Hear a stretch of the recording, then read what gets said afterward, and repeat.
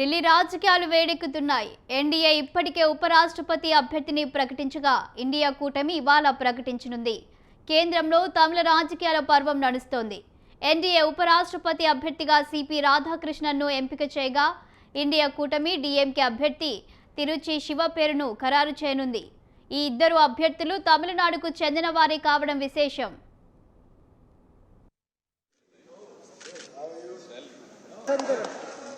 Sir.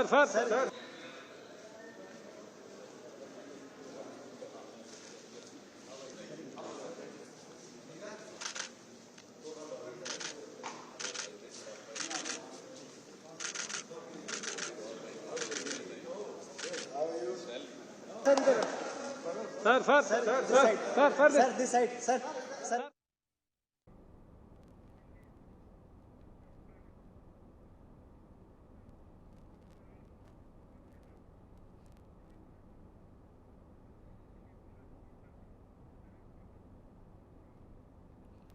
అయితే CP Radhakrishnan ఎంపిక పట్ల డీఎంకేలో భిన్న స్వరాలు వినిపిస్తున్నాయి.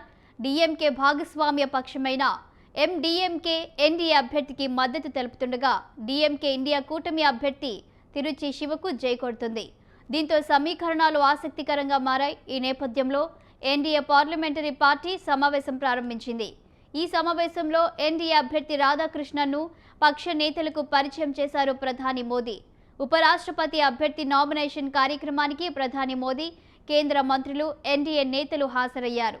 ఉపరాష్ట్రపతి అభ్యర్థి సిపి రాధాకృష్ణన్ను ఎన్డీఏ ఎంపీల సమావేశంలో ఎంపీలకు పరిచయం చేశారు. ఉపరాష్ట్రపతి అభ్యర్థి సిపి రాధాకృష్ణన్ను ఎన్డీఏ ఎంపీల సమావేశంలో ప్రధాని మోదీ సన్మానించారు. సిపి రాధాకృష్ణన్కు మద్దతు తెలపాలని ఎన్డీఏ కూటమి ఎంపీలను ప్రధాని మోదీ కోరారు. దీనిపై మరింత సమాచారం మా ఢిల్లీ బ్యూరో చీఫ్ నవీన్ అందిస్తారు.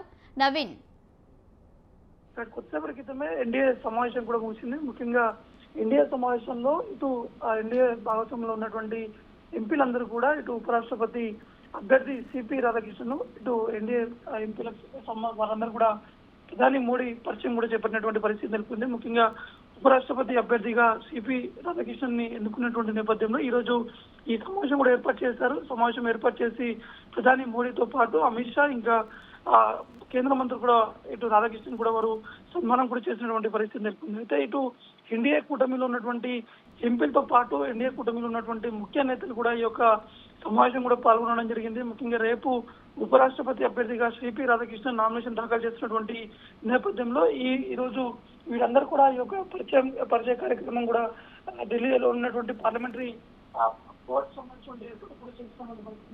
ఉపరాష్ట్రపతి సమాజం ఎన్నికైనటువంటి పూర్తి స్థాయిలో కూడా అనేక ప్రయత్నం కూడా చేపట్టడం జరుగుతుంది. ఏకగ్రీవానికి కలిసి రావాలని చెప్పేసి కూడా ఇప్పటికే విపక్షానికి ప్రధాని మోడీ కూడా పిలుపునిచ్చినటువంటి పరిస్థితి ఉంది. కాబట్టి మొదటికైతే సంబంధించిన విషయాలు